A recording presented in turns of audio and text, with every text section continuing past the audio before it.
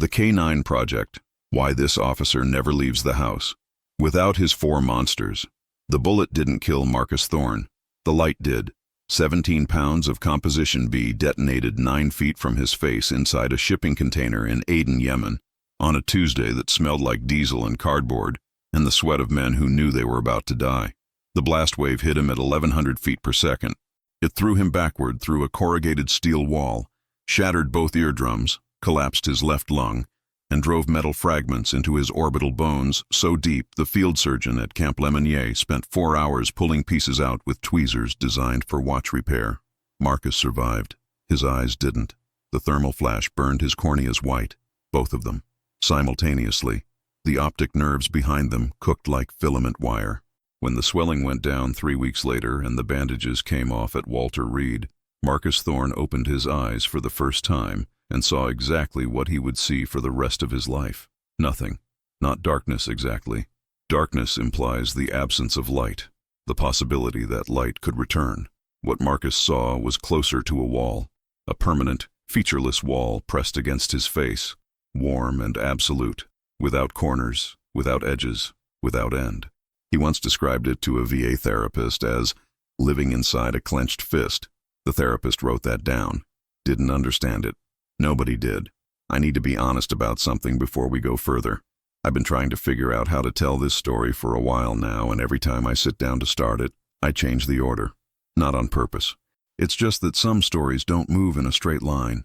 They orbit around the thing that matters, getting closer each pass, and you don't realize what the center is until you're already inside it. So if I jump around a little, stay with me. The important parts are right. The part that still keeps me up. That's the part I remember perfectly. Marcus was 31 years old, former Army Ranger, 75th Regiment. 2 tours in Afghanistan, 1 in Syria, the last one in Yemen.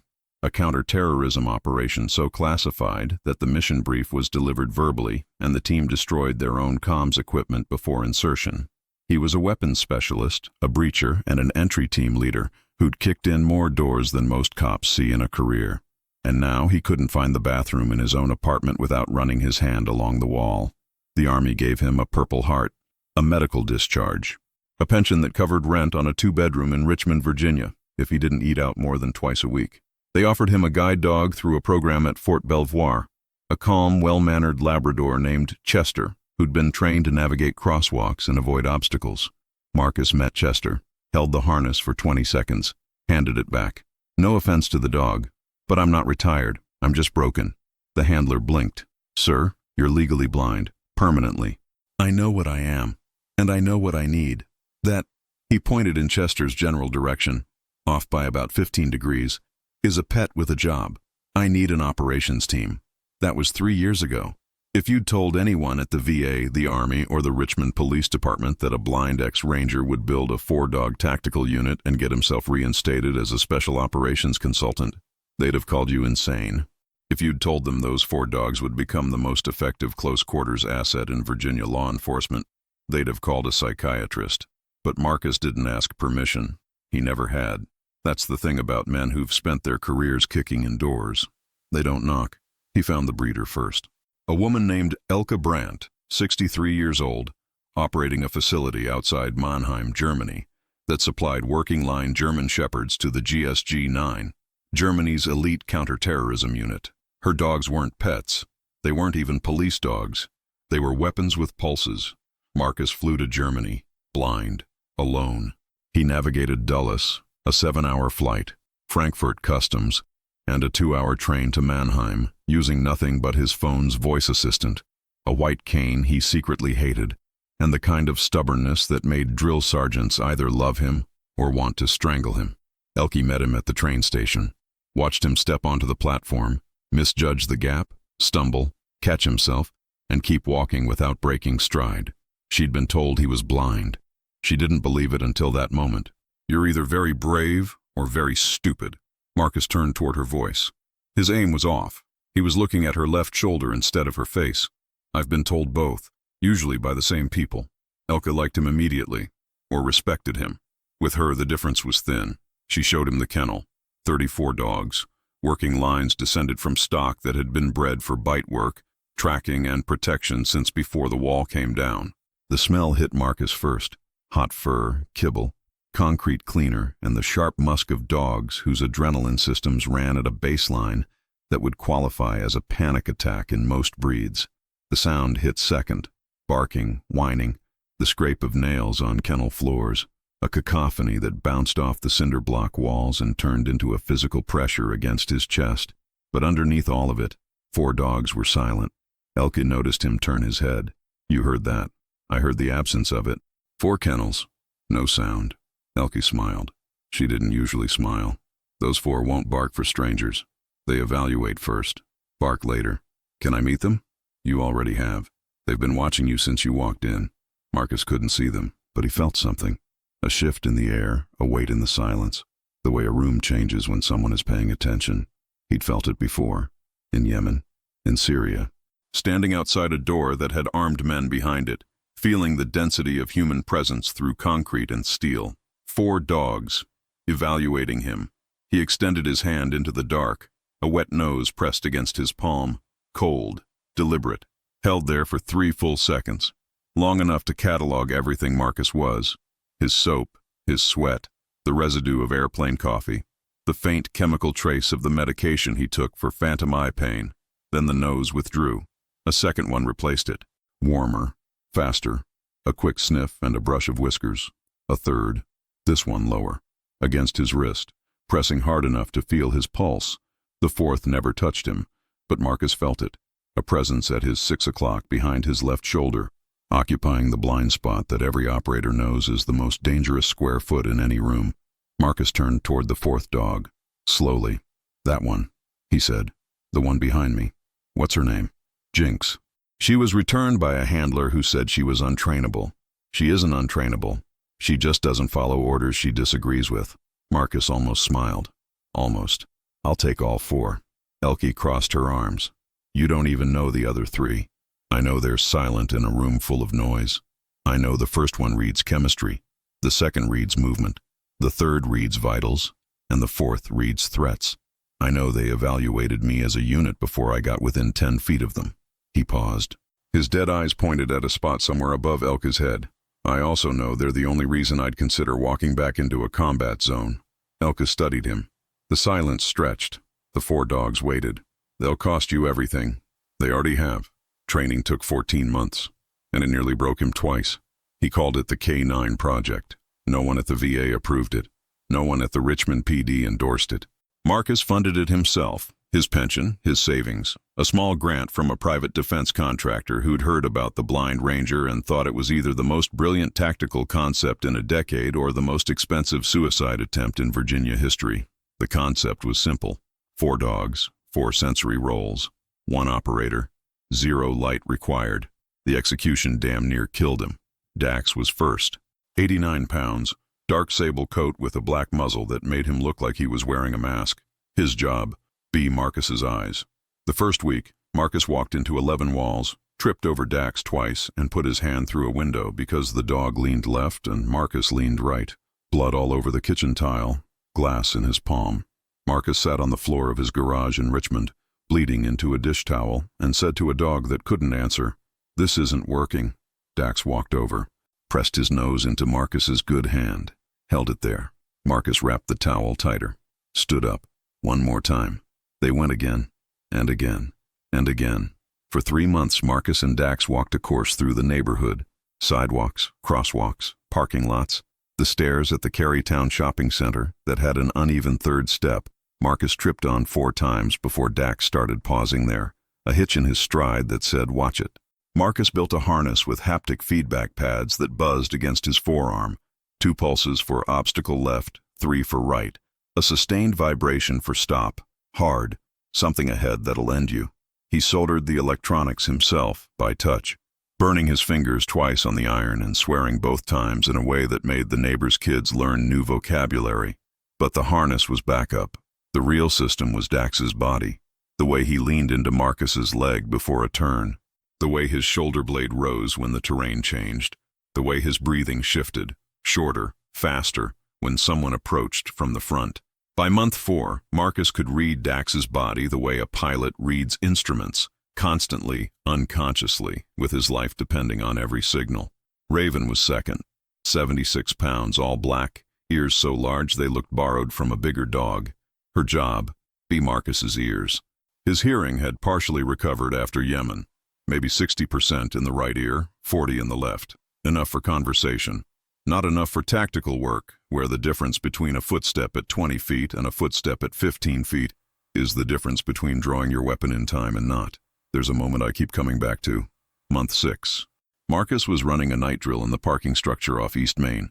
Empty, concrete, the kind of place where every sound bounces and lies to you. He had a buddy from the department playing the role of an approaching threat, and Raven was supposed to alert on direction and distance. She did. Left ear rotated. Sound from the left. Marcus turned, raised a training weapon, and called the shot. He was wrong. The sound had bounced off a pillar. The threat was actually behind him. Raven knew. She'd been trying to tell him. A half growl, tiny, a vibration in her throat that Marcus's damaged ears didn't catch. He found out later when they reviewed the audio. Raven had been right the whole time. His ears had been wrong. That night, Marcus spent $400 on a bone conduction earpiece that sat against his skull behind his ear and amplified Raven's micro-vocalizations, the whines, clicks, and half-growls too quiet for anyone else to hear. After that, he never missed another signal. In a dark room, with Raven at his side, he could map the position of every person within 40 feet by sound alone. And here's the thing about Raven that took him by surprise. She worried, not like a human worries, but she carried something in her body that Marcus felt through the leash. If he was stressed, her breathing changed. If he was hurt, she pressed closer. Once, during a training exercise, Marcus took a rubber round to the vest, winded him, knocked him to one knee. Raven broke protocol. She was supposed to hold position and keep scanning. Instead, she crossed the room, put herself between Marcus and the shooter, and didn't move until he stood up. Elke would have called it a failure in discipline. Marcus called it the moment he stopped thinking of her as equipment and started thinking of her as family. Flint was third. 92 pounds, bicolor, black with silver legs that flashed when he moved, like chrome pistons. His job, be Marcus's nose. Flint had been trained at Elke's facility to identify 11 distinct chemical compounds by smell, including composition B, the explosive that had blinded Marcus. Marcus wanted that. He wanted a dog that could smell the thing that took his eyes before it took anything else.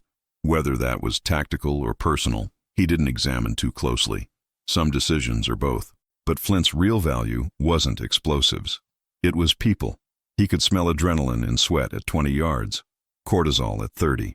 He could tell the difference between a man who was nervous and a man who was about to pull a trigger, because the chemical profiles are different, and Flint's nose parsed the distinction the way a sommelier parses grape from grape.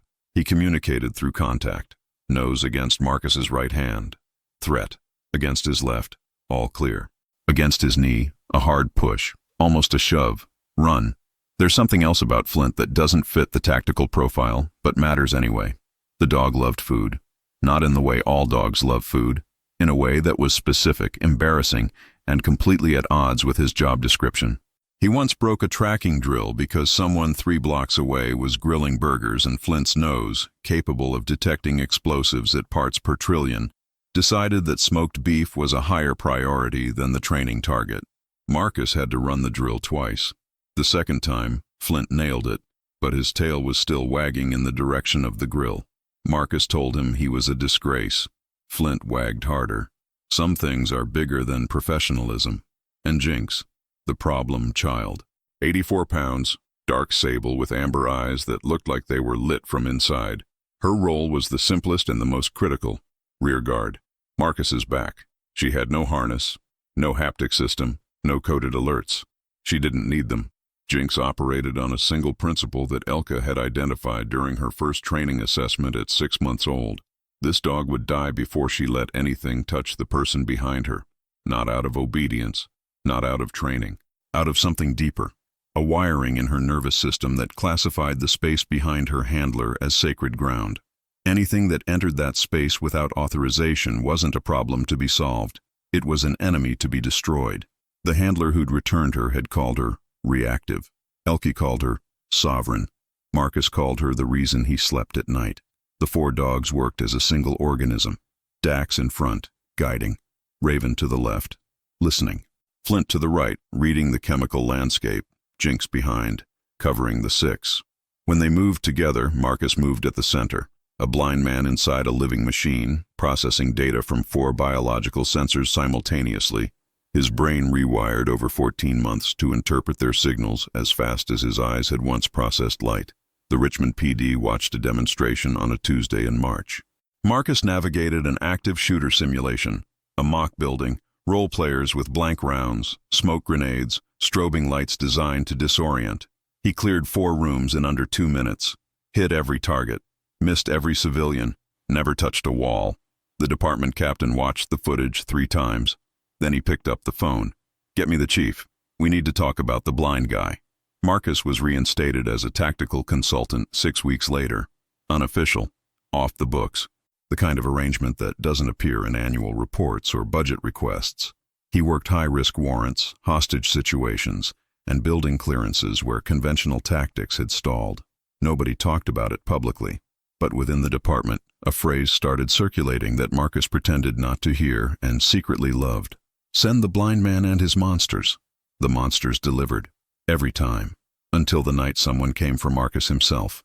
The call came at 9:14 p.m. on a Thursday in October. Not to Marcus.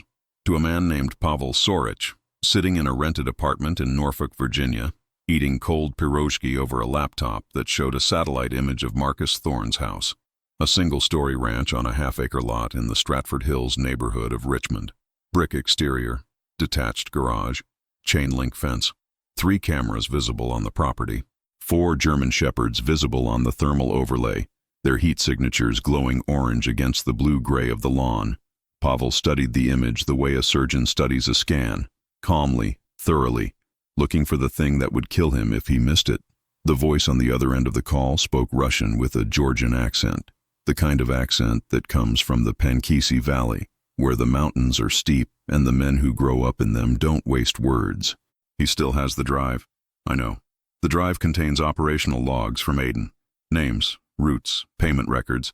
If it reaches the Senate Intelligence Committee." I said, "I know." Silence. The line hissed with the low static of encrypted satellite communication. "You have 72 hours. Pavel closed the laptop, set the pierogi aside. The pastry left a grease stain on the table, a translucent circle on cheap particle board that someone would scrub off after he checked out and never think about again. He picked up a burner phone, dialed a number. It rang 4 times. "Yeah, I need your team. 3 operators, 48 hours. Target? Residential, 1 occupant, 4 dogs." A pause. "What kind of dogs?" "German Shepherds. Working line, trained tactical." A longer pause. "That's not a residential job. That's a kennel raid. It's going to cost more." "I don't care what it costs. I care that it's quiet and the hard drive leaves in my hand." "We'll need specs. Layout, security system, the dog's patrol patterns. You'll have everything by morning." Pavel hung up, walked to the window. Norfolk at night was flat and gray. The shipyard cranes lit like metal skeletons against a sky that couldn't decide if it wanted to rain. The air smelled like the Chesapeake. Salt, fuel, the organic rot of tidal flats. He thought about Marcus Thorne. They'd never met, but Pavel had read the after-action report from Aden 17 times. He knew that Thorne had been the entry team leader on a raid that dismantled a weapons pipeline running from the Caucasus through Yemen to the Horn of Africa. He knew that the pipeline was worth $80 million a year to the people who ran it. He knew that the shipping container that exploded wasn't booby-trapped. It was detonated remotely, on purpose, by someone on the American side who needed the operation to fail. And he knew that Marcus Thorne, blind and broken and discharged, still had the encrypted field drive that contained the names of every person involved, American and otherwise. 3 years that drive had sat in Marcus's house, and nobody had come for it, because nobody knew he'd kept it. The Army thought it was destroyed in the blast. The intelligence community assumed it was lost. The people who'd paid to blow up that shipping container assumed the evidence was ash. They assumed wrong. 2 weeks ago, a former CIA contractor named Diane Averill had been arrested at Dulles Airport carrying falsified documents. During interrogation, she mentioned a redundant field drive that might still exist. She mentioned Marcus Thorne's name. Within 48 hours, that name had traveled through 3 intelligence services, 2 criminal networks, and landed on Pavel Sorich's laptop in Norfolk. And now Pavel was eating cold pierogi and planning a home invasion on a blind man with 4 dogs. He should have planned for 5, but we'll get to that. Marcus didn't know any of this. At 9:14 p.m. on that Thursday, he was sitting in his living room in a leather recliner that sagged on the left side because Dax had spent 2 years pressing against it during evening rest. The TV was on, a habit he kept not for the images but for the sound. The low murmur of voices filled the room and gave his damaged hearing something to calibrate against. Dax was lying across his feet. 89 pounds of warm pressure that told Marcus exactly where the floor was, where the coffee table was, and that the front door was closed, because Dax's breathing was slow and even. The rhythm of a dog who'd already checked the perimeter and found nothing worth reporting. Raven was in the kitchen. Marcus could hear her nails on the tile, a soft click-click that paused, resumed, paused again. She was doing her thing, mapping sounds. The refrigerator hummed at a frequency only she registered. The house settled with micro-groans that she catalogued and dismissed. A car passed on the street outside. She tracked it by ear from east to west, decided it was routine, and went back to her circuit. Flint was on the back porch, nose working the October air. Richmond in fall smelled like wood smoke from the houses on Riverside Drive, decaying sweet gum leaves, and the faint petroleum tang of the Powhite Parkway a mile east. Flint sampled it all, filtered it, and stored it. Baseline. He'd compare every scent for the rest of the night against this baseline, and anything that didn't belong would light up his nervous system like a flare. Jinx was behind the recliner, not visible, not audible, just there. A warm, breathing presence that Marcus felt the way you feel the wall behind your head when you lean back. She wasn't sleeping. Jinx never slept when Marcus was awake. Her eyes tracked the room in slow sweeps. Door, window, hallway, door again, running a cycle that never stopped and never needed to. The house was quiet. The dogs were calm. Marcus reached down and scratched behind Dax's ear. The dog's tail thumped twice against the carpet, a sound Marcus had learned to translate not as happiness. Dogs aren't that simple, but as confirmation. I'm here. You're here. We're good. Yeah, buddy, we're good. He wasn't. Not really.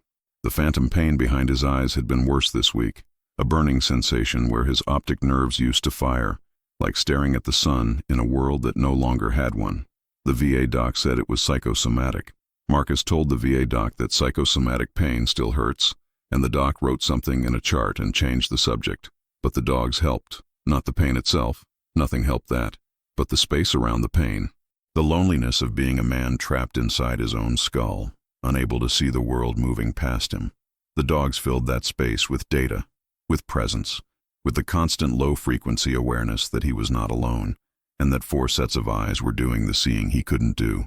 He didn't know that in 41 hours, one of those sets of eyes would close forever, and nothing in his training had prepared him for what that would feel like. Saturday, 2:17 a.m. Flint's head came up first. Not a jolt, a lift, slow, controlled, like a submarine periscope breaking the surface. His nostrils flared, wide then wider, pulling air in long, measured draws that expanded his ribcage visibly. His lips parted, not a growl, not yet, just access, opening every receptor to whatever had changed in the chemical composition of the night air. Something was wrong. The baseline he'd cataloged 2 nights ago, wood smoke, sweet gum, petroleum, now carried a contaminant, faint. 300 yards out, maybe more. A cocktail of propellants, synthetic lubricant, and human cortisol, elevated well beyond normal. The propellant was specific, chloroacetophenone, CS gas, and the lubricant matched the chemical fingerprint of a CLP compound used on military-grade suppressed weapons. Flint didn't know the names. He didn't need to. He knew the pattern. He'd been trained on it in Mannheim, in a concrete room where Elke Brandt had exposed him to 47 distinct chemical threats until his nose could parse them the way a musician parses chords. He stood, walked to the back door, pressed his nose against the gap at the bottom where the weather stripping had peeled away, a 2-millimeter crack that funneled outside air directly into his olfactory system. His body went rigid. He turned, crossed the house at a trot, not running, not yet, but moving with the deliberate speed of an animal whose alarm system had just gone from yellow to orange. He found Marcus in the bedroom, asleep. The recliner was a daytime spot. Nights were for the bed, where Dax slept on the left side and Jinx took the floor near the door. Flint pressed his nose against Marcus's right hand. Hard. Twice. Marcus woke instantly. Not groggily, not slowly. The way a soldier wakes, where the transition from sleep to operational is a light switch, not a dimmer. His hand closed around Flint's muzzle, felt the tension, felt the tremor running through the dog's jaw. Threat detected. How many? Marcus whispered it. Not a question the dog could answer in numbers, but the tone activated a behavioral chain. Flint pulled away, moved to the bedroom window, and alerted again. Nose to the glass, body rigid, weight forward. Direction, west. The front of the house. Marcus sat up, swung his legs off the bed. His bare feet hit the hardwood. Cold, solid, real. The world was dark, same as always, but the texture of the dark had changed. It was denser, the way air gets heavy before a storm. Dax was already standing. His harness hung on a hook by the door, but there wasn't time. The dog moved to Marcus's left side and pressed against his thigh, the default position when the harness wasn't available. Contact guidance. Every shift in Dax's weight, every lean, every hesitation, would be Marcus's map. Raven was in the hallway. Marcus heard her breathing change. Faster, shallower. The pattern she used when she was processing multiple audio inputs simultaneously. Her ears were doing things Marcus could picture even though he couldn't see. Rotating independently, scanning frequencies, building a three-dimensional sound map of the property. Jinx materialized behind him. He didn't hear her. He never heard her. But the air shifted, a subtle displacement, a warmth that is 6 o'clock, and he knew she was there. She was always there. Marcus moved to the closet. His hands found the safe by touch. 4-digit code, muscle memory. The door swung open. Inside, a Sig Sauer P320, modified with a textured grip and tritium sights he couldn't see but didn't need. A suppressor, 2 magazines, and a tactical vest with ceramic plates that he pulled on over his t-shirt, his fingers finding the Velcro straps without hesitation. He loaded the weapon by sound and feel, magazine seated, slide racked, safety off. The whole sequence took 4 seconds. He'd done it 9,000 times in the dark. Practice had made it invisible. Raven, report. The dog whined. Short, clipped, 2 bursts, 2 sources, moving. Marcus tilted his head, listened. His damaged ears caught fragments, the crunch of gravel, far off, wrong rhythm. Not a car, not an animal. Human feet, trying to be quiet, failing because gravel doesn't forgive. He moved to the living room. Dax guided him. A lean left at the hallway corner, a pause at the living room threshold. Marcus's free hand found the wall. His mental map of the house was surgical. 14 steps from bedroom to living room, 8 from living room to kitchen, 6 from kitchen to back door. Every piece of furniture memorized by position, every door measured by stride count. He stopped. Flint, position. The dog was at the back door, still rigid, still locked on. 2 entry points, front and back, standard pincer. These weren't amateurs. Marcus knelt, put his hand on the floor. The hardwood transmitted vibration, faint, rhythmic, getting closer. Footsteps, at least 2 sets at the front. Flint's position confirmed at least 1 more at the rear. 3 operators minimum. Coordinated breach, professional. His jaw tightened, not fear, something colder. Recognition. He knew this playbook. He'd written parts of it. You want to know what scared me about Marcus when I first heard this story? It wasn't the blindness, it wasn't the dogs. It was the fact that he recognized the breach pattern, and his first reaction wasn't panic. It was annoyance, like someone had broken into his house using his own homework. The flashbang came through the front window at 2:23 a.m. Marcus heard the glass break, a sharp, crystalline pop, followed by the skitter of something small and metallic bouncing across hardwood. He'd heard that sound before, in Kabul, in Aleppo, in a shipping container in Aden that ended his world. He hit the floor. Down! The flash detonated. 180 decibels. 8 million candela. The light didn't matter. Marcus lived in the dark. The 180 decibels hit his damaged hearing like a hammer wrapped in static. But the dogs were already flat, pressed to the floor, trained to drop on the command. Elka had flashbang-proofed them. Hundreds of repetitions in Mannheim, desensitizing them until the blast was background noise. Their ears rang, their eyes watered, but they didn't panic. Smoke followed. 2 canisters through the back door. Flint had moved before they landed, reading the chemical signature of the pyrotechnic fuse through the door before it opened. CS gas. The tear agent hit the room in a white cloud that turned the air into broken glass. Marcus pulled his shirt over his nose. Useless against CS, but instinct dies hard. The front door came in. Boot against frame. The deadbolt held for one kick, gave on the second. The door swung inward and hit the wall with a sound like a gunshot. 2 men entered. Night vision goggles. Suppressed rifles.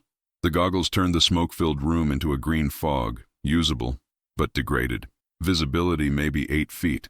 They expected a blind man stumbling in the dark, choking on gas, disoriented by the flash. They found nothing. Marcus was in the hallway. Dax had guided him there in the 3 seconds between the flashbang and the breach. A nudge left, 2 steps, another nudge, and they were behind the wall that separated the living room from the hall. Raven was beside him. Jinx was behind. Flint was in the kitchen, tracking the third operator who was entering through the back. The dog's body was flat against the floor, invisible in the smoke, his nose following the man's chemical trail like a laser beam through fog. The first operator swept the living room. His NVGs showed furniture, smoke, and a dog bed near the recliner. No target. He moved toward the hallway. Raven's ear flattened. Both of them, pressed against her skull. Marcus felt it. The micro-vibration of her head turning. The shift in her breathing. Threat. Imminent. 5 feet. He raised the SIG, aimed at the sound of breathing. Shallow. Fast. Filtered through a gas mask. The rubber valve clicked with each exhale. Click, click, click. Marcus fired twice. The suppressor reduced the SIG's report to a sharp cough. Both rounds hit center mass. The ceramic plate in the operator's vest caught the first. The second found the gap between the plate and the shoulder strap. The man grunted, stumbled, dropped to one knee. Marcus was already moving. Dax pulled him right, away from the return fire that came 3 seconds later, punching holes in the drywall where his head had been. The second operator fired blind into the hallway. 3 rounds, suppressed, but Marcus heard them, the supersonic crack of bullets passing close enough to feel the pressure wave on his skin. Drywall dust rained on his shoulders. Raven barked. Once. Sharp. Left. Marcus pivoted. Fired 3 rounds left of center, spacing them vertically. Thigh, stomach, chest. The second man screamed. Hit the floor. His rifle clattered away. 2 down. 1 still in the kitchen. Flint was handling it. The third operator stepped through the back door into a room full of CS gas, expecting a clear path to the hallway. What he found was 92 pounds of silver-legged shepherd erupting from the smoke at knee height. Flint hit him in the thighs, not the arm, not the torso, the thighs. The largest muscle group, the hardest to defend, the one that controls whether you stand or fall. His jaws locked around the quadricep and he pulled. The man's leg buckled. He went down. The rifle discharged into the ceiling, a wild shot that sent plaster raining down like snow. Jinx came from behind Marcus, through the hallway, through the kitchen door. She didn't make a sound. The operator on the floor saw her at the last second, a dark shape in the smoke with amber eyes, and tried to bring the rifle around. Too late. She hit his weapon arm. The bite force of a German Shepherd averages 238 psi. Jinx tested at 291. The man's forearm compressed. He screamed. The rifle fell. Marcus moved through the kitchen by touch and sound. Dax at his side, Raven calling positions, Flint holding the operator's leg, Jinx pinning his arm. He knelt, found the man's vest by feel, pulled the sidearm from the holster, tossed it across the room. Don't move. My dogs will decide what happens next. The man stopped struggling. Smart. The first 2 operators were incapacitated in the living room, one with a shoulder wound leaking onto the carpet, the other with rounds in his thigh and abdomen, conscious but not moving. 3 down. House secured. Marcus exhaled. The CS gas was thinning, the broken windows creating a draft that pulled the smoke out into the October night. His eyes burned from the chemical residue, a cruel redundancy, given that they hadn't worked in 3 years. Dax pressed against his leg. Steady. Calm. Good boy. Raven was at the front door, ears tracking the street. No additional threats. Flint released the operator's thigh and moved to Marcus's side, his nose pressed against Marcus's right hand. Then his left. Threat detected. Then all clear. Both signals. At the same time. Marcus frowned. That combination meant something was wrong, but not here. Not in the house. Somewhere else. Flint was reading a scent that didn't belong to the three men on the floor. A fourth chemical signature, distant, fading. A fourth operator, outside. Before Marcus could react, Raven's ears went flat. A sound, high-pitched, mechanical, getting louder. Not a person, not a vehicle. A drone. The drone entered through the broken front window. Small, fast. The rotors made a sound like a dentist's drill amplified through a tin can. A high whine that cut through the remaining smoke and bounced off the walls in a way that made it impossible to locate by ear alone. Marcus turned his head left, right, left again. The sound was everywhere. Nowhere. Raven couldn't track it. The acoustic profile was wrong. Too high, too fast, changing direction every half second as the drone's autopilot adjusted for the confined space. Her ears swiveled wildly, locked on a position, lost it, searched again. She whined, sharp, frustrated, and for the first time since training, Marcus heard her break protocol. She barked, not an alert bark, a distress bark, the sound of a dog who knew something was wrong and couldn't do her job. Flint couldn't smell it. The CS gas residue was still thick enough to mask the drone's electronic signature. Ozone, lithium, heated plastic. He stood rigid in the kitchen, nose working, finding nothing, his silver legs trembling with the effort of searching for a threat his best sense couldn't locate. Marcus was blind to it, deaf to it, chemically invisible. For the first time in 3 years, his system had a gap. I wish I could tell you Marcus had a plan for this. He didn't. He told me later that the 6 seconds between hearing the drone and what happened next were the most helpless he'd felt since waking up at Walter Reed without his eyes. He was standing in his own house, armed, surrounded by 3 working dogs, and he couldn't find the thing that was about to kill him. Pavel Sorich sat in a black SUV on Dorchester Road, 300 yards from the house, controlling the drone with a tablet strapped to his forearm. The device was military prototype, a switchblade variant modified with reinforced rotors and a fragmentation payload designed for close-quarters assassination.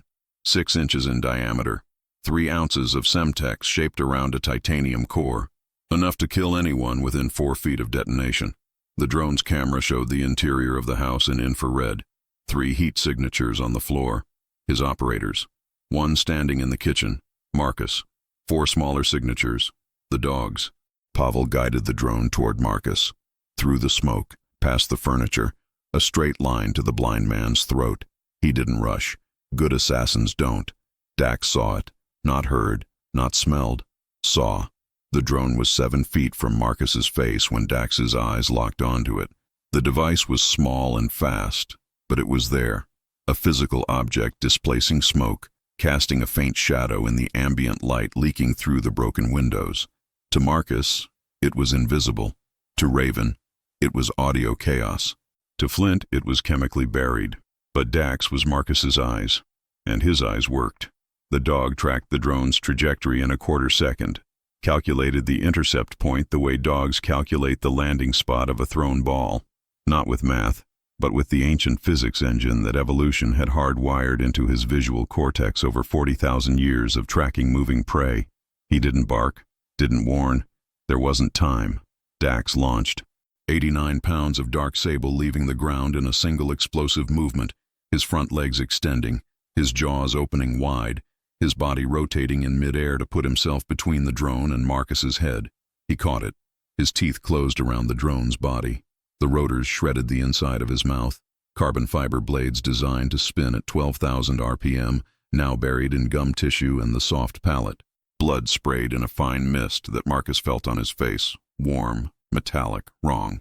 Dax's momentum carried him past Marcus. He twisted in the air, the drone still locked in his jaws, and hit the hallway wall with his shoulder. The impact cracked the drywall. He landed, stood, shook his head once. The drone detonated. The Semtex charge was small, 3 ounces, designed for precision, not destruction. But 3 ounces of Semtex at 0 distance is absolute. The blast blew outward from Dax's mouth in a cone of heat and fragmentation that shattered every window left in the hallway and punched a hole in the ceiling the size of a dinner plate. Drywall dust, blood, and smoke filled the corridor in a single white-red cloud. Marcus was thrown backward by the concussion wave. His back hit the kitchen counter. The cig fell from his hand. His ears, already damaged, already fragile, screamed with a high-pitched tone that drowned everything. He hit the floor. His hands found the hardwood, found dust, found debris, found fur, hot, wet, still. Dax. His hands moved along the dog's body, found the head, found the jaw, wrong shape, wrong angle, destroyed. Found the chest, no rise, no fall, no heartbeat under his palm. Dax. Nothing. His fingers curled into the dog's fur, the sable coat that he'd felt 1,000 times. In the morning when Dax pressed against his leg, at night when the dog lay across his feet, in the field when the harness vibrated and Dax's body became his compass. He knew every patch of it. The rough spot behind the left shoulder where Dax had a scar from a training accident. The softer fur along the belly that Dax never let anyone touch except Marcus. The ridge of muscle along the spine that tensed when danger was close and relaxed when it wasn't. All still, all cooling. Marcus's hands shook. His throat closed around a sound that wasn't a word. Something older. Something that lived in the space below language where grief and rage share the same nerve endings. Dax was gone. The dog who taught Marcus to walk again, to trust again, to believe that a man without eyes could still move through the world with precision and purpose. The dog who'd spent 3 years pressing against his left leg, guiding him through doorways and down stairs and across streets, leaning left and right with a patience that never faltered and a loyalty that never questioned. Gone. And with him, Marcus's sight. Again. The sound that came out of Marcus's chest wasn't a scream. It was lower, darker. The sound of a man who'd been through explosions and combat and blindness, and had never broken, feeling the last structural support in his foundation crack. Raven heard it. She stopped scanning, stopped working. For the first time in her life, the ears went still. Not alert, not tracking, just still. She turned toward Marcus and crossed the hallway, stepping carefully around the debris, and she lay down next to Dax's body.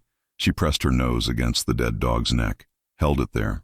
Her breathing hitched, a short, stuttered rhythm, almost a pant, almost a sob, the sound of an animal processing something her training had no protocol for. She whined once, a thin, questioning sound that rose and didn't come back down. Then she licked Dax's ear, the way she did every morning when they woke up, touching noses before the first patrol.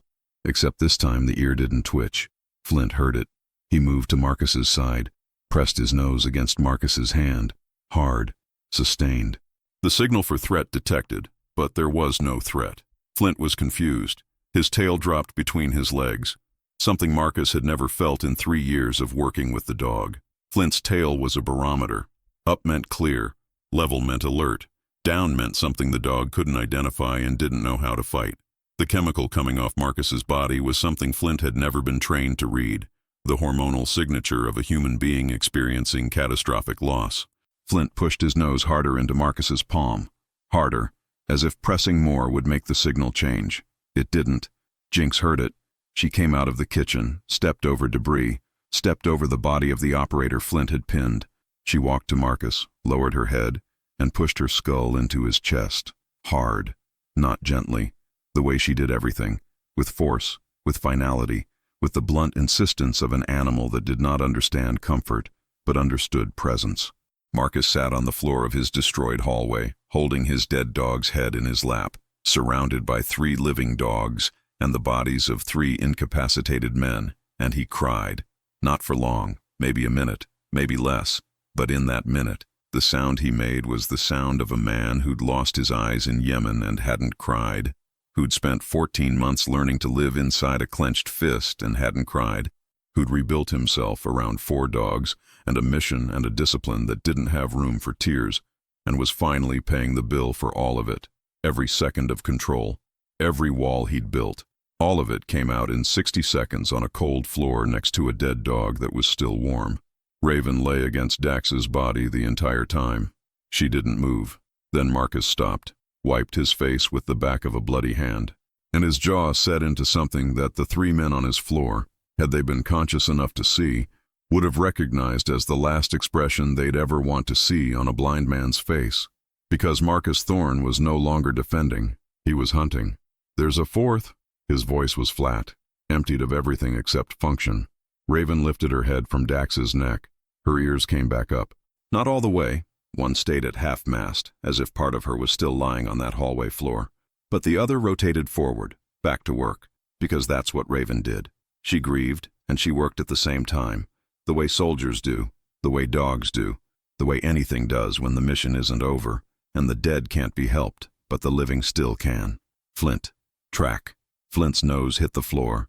The operator in the kitchen had entered from the back door, but the scent trail branched. A secondary signature, fainter, older, led from the front yard to the street. Someone had been close to the house but never entered. Someone who smelled like lithium battery acid, cold electronics, and the stale coffee of a man who'd been sitting in a vehicle for hours. The drone operator. Flint followed the trail to the front door, stopped, sniffed the night air, turned east, 300 yards. Dorchester Road. Marcus stood. His body protested, bruised ribs from the counter-impact, ringing ears, blood on his hands that wasn't his. He ignored all of it. Raven, point. The black shepherd moved to the front door. Her ears rotated, locked, both pointing east-northeast. Confirmed. Same direction as Flint's trail. Jinx, cover. The amber-eyed shadow moved behind him. Silent, ready. Marcus stepped over the threshold of his ruined house, into the October night, guided by nothing but a scent trail and a dog's ears, and the cold certainty that the man who'd killed Dax was sitting in a vehicle 300 yards away, thinking the job was done. The man was wrong. Marcus moved down the sidewalk. No cane, no harness, no Dax. The space on his left was empty, and he felt it with every step. A phantom limb, a missing wall, the absence of the lean and press that had been his compass for 3 years. He compensated. His left hand touched the hedgerow beside the sidewalk. Leaves, branches, brick mailbox, gap, more hedge, manual navigation. The old way, the bad way, the way he'd sworn he'd never go back to. Flint was in front, nose to the ground, following the chemical signature like a bloodhound on a scent trail that glowed neon to his olfactory system. Raven at his left, ears locked, tracking the target's position by the sound of an idling engine and the electrical hum of a tablet screen.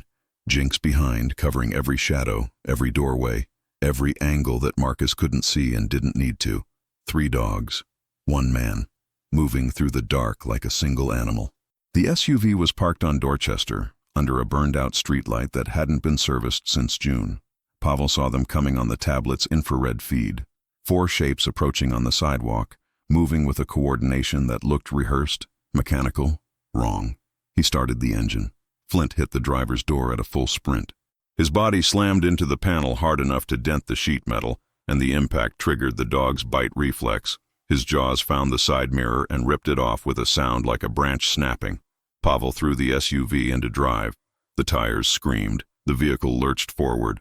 Marcus heard the engine rev, heard the tires break traction, raised the SIG.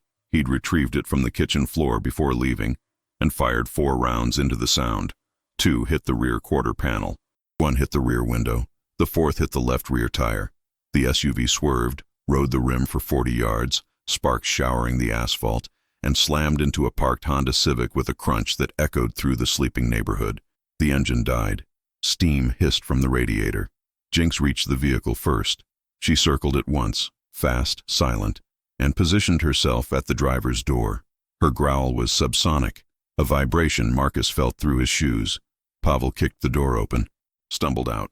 His hand held a Makarov PM, Russian service pistol, 9mm, 8 rounds. He raised it toward Marcus. Flint was already there.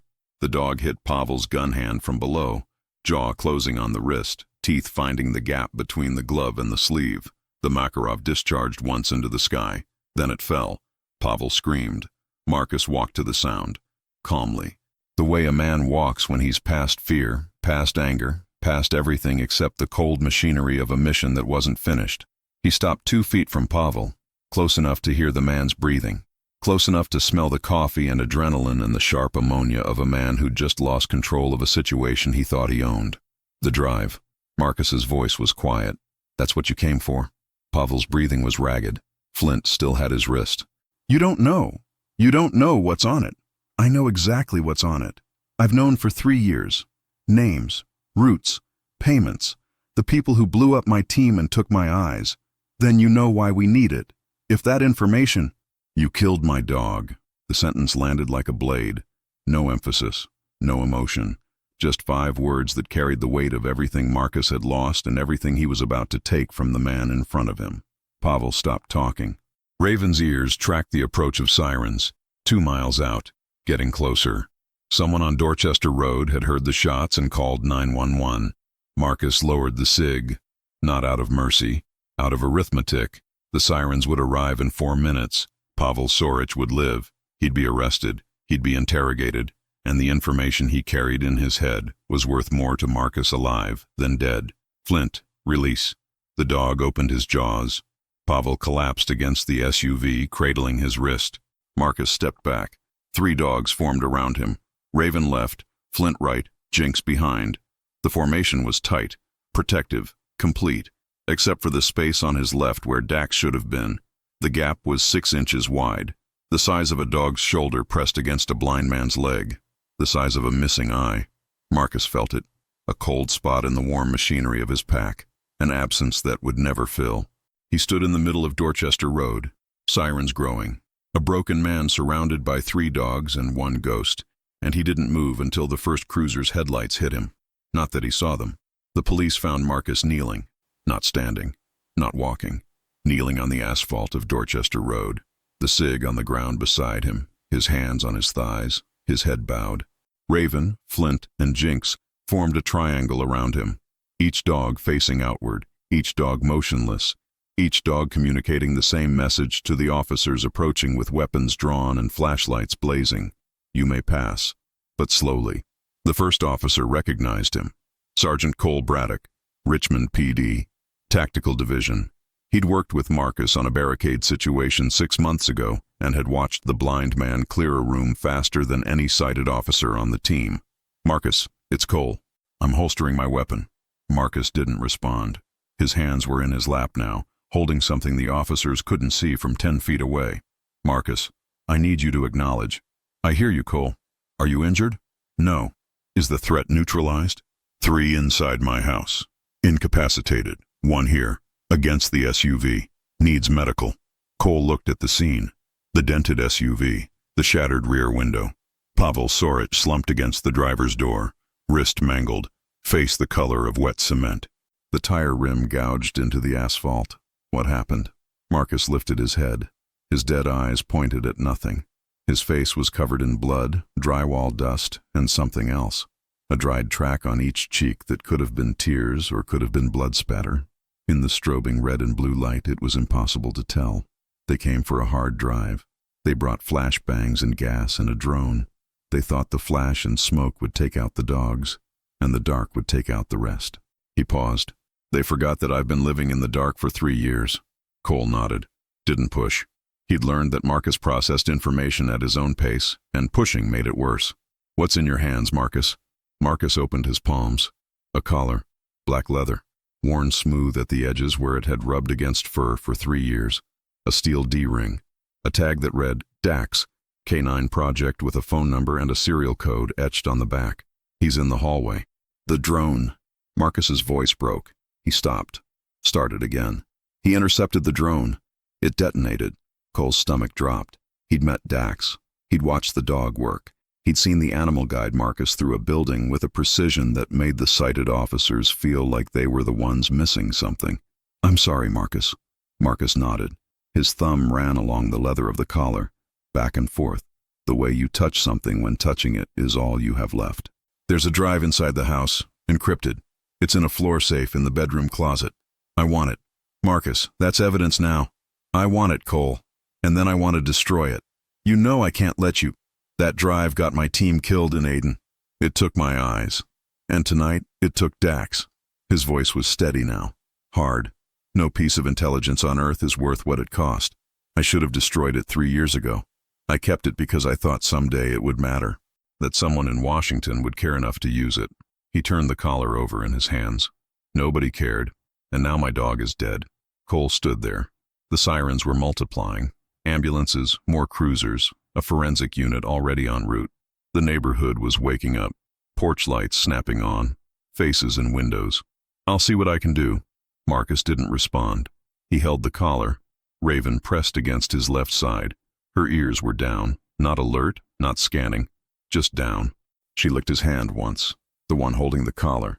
Then she sat and pressed her body against his leg, the left leg, Dax's side, and held there, taking the position that wasn't hers, filling a space she wasn't trained to fill, not because anyone told her to, because she understood something no protocol had ever covered. Flint moved in. He lay down at Marcus's feet, his chin on Marcus's boot, his silver legs tucked beneath him. His breathing was slow, measured, the breathing of a dog who had completed his mission and was now standing down. But his tail, that tail that wagged at burgers and coffee shops and everything unprofessional, was flat against the ground. Still, Jinx stayed behind Marcus. She hadn't moved from her position since they'd reached the SUV. Her amber eyes tracked every officer, every flashlight, every shadow on the street. She was still working. She would always be working.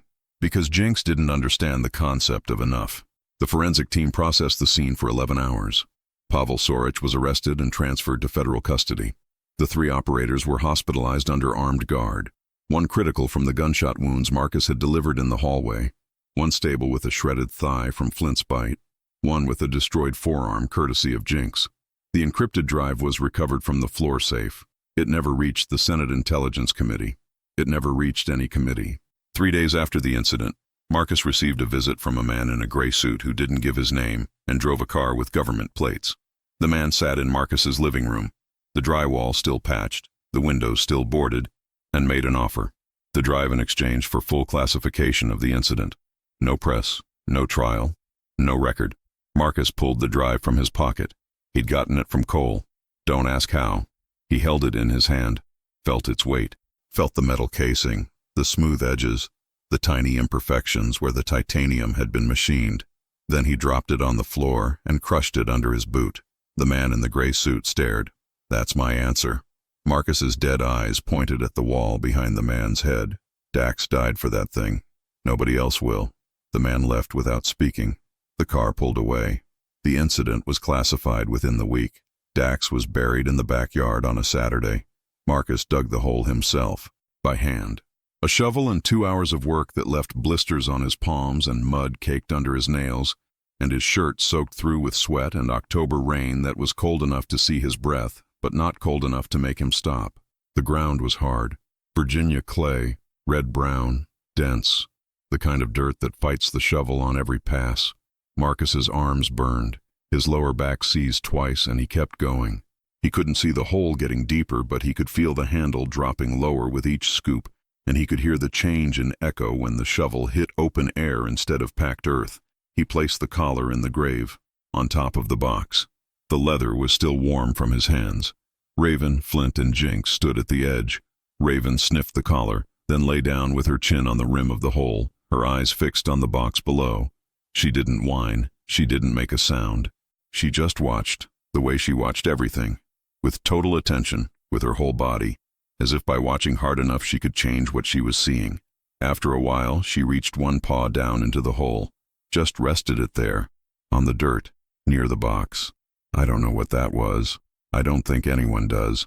But Marcus felt her move, and his throat tightened, and he had to stop shoveling for a minute because his hands wouldn't work. Flint lay down next to the open hole and pressed his nose into the fresh dirt. His silver legs were tucked under him and he was trembling. Fine, rapid tremors that weren't cold and weren't fear and weren't anything with a name. He stayed like that for a long time, smelling the earth, smelling the box, smelling Dax for the last time, with the nose that could detect explosives at parts per trillion, but couldn't find a way to make any of this make sense. Jinx sat 2 feet back, watching. Not the grave, the tree line. Still on guard. Still covering Marcus's 6, even now, even here, even at the edge of a hole in the ground where her packmate was being put away forever. That was Jinx. She'd grieve later. Or she wouldn't. Some things stay inside an animal and never come out, and the only evidence they were ever there is a stillness that wasn't there before. Marcus filled the hole, patted the dirt smooth. He stood there for a long time. The rain hit his face and ran down his cheeks, and he couldn't tell if he was crying or if it was just the weather. It didn't matter. The result was the same. 4 months later, March, a Tuesday, warm for Richmond, 58 degrees, the dogwood starting to bud, the air carrying the first green smell of a spring that hadn't fully committed. Marcus walked down Carey Street, afternoon sun on his face, warm, useless, a reminder of a sense that existed only as heat on skin. Raven was at his left, ears up, scanning the foot traffic, the car horns, the conversations of strangers passing on the sidewalk. She leaned left. Marcus adjusted. A parking meter. He cleared it by 8 inches. She'd gotten better at this. The navigation roll, Dax's old job. She wasn't as smooth.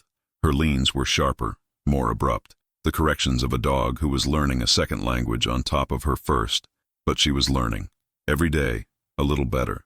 Every walk, a little closer to the effortless flow that Dax had made look easy and wasn't. Flint was at his right, nose working. The street smelled like exhaust, coffee from the shop on the corner, hot asphalt, and the perfume of a woman who'd passed 30 seconds ago.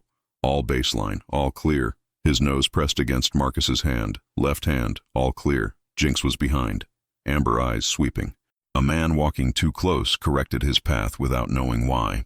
Some instinct, some ancient mammalian alarm triggered by the presence of a predator he hadn't consciously registered.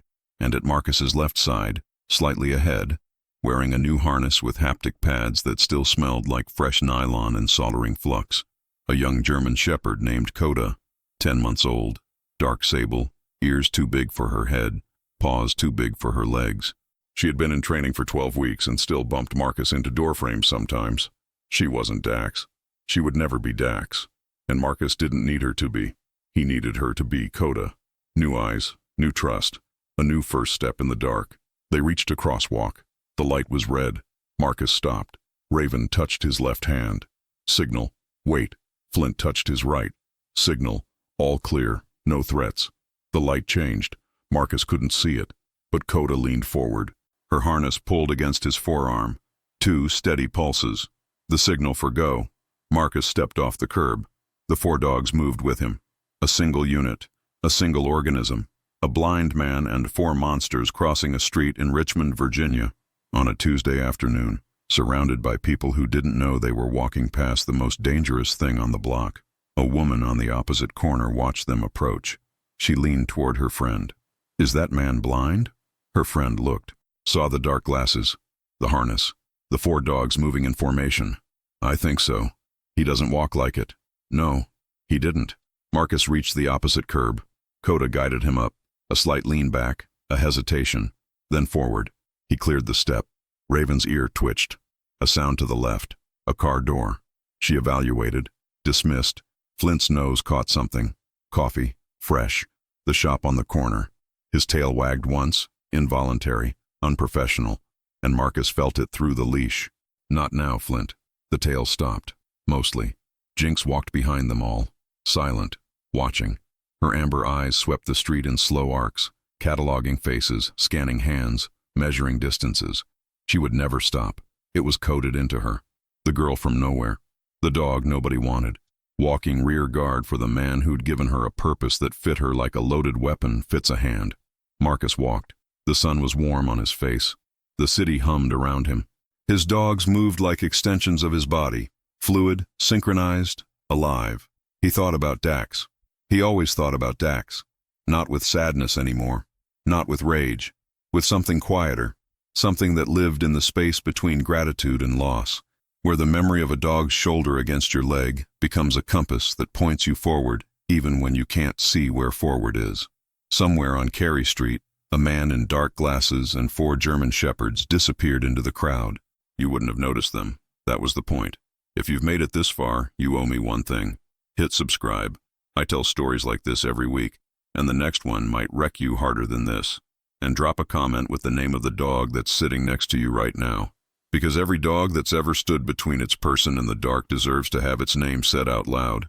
Go ahead, I'll wait. He never leaves home without his 4 monsters, because without them he's a man in the dark. With them he's the dark itself.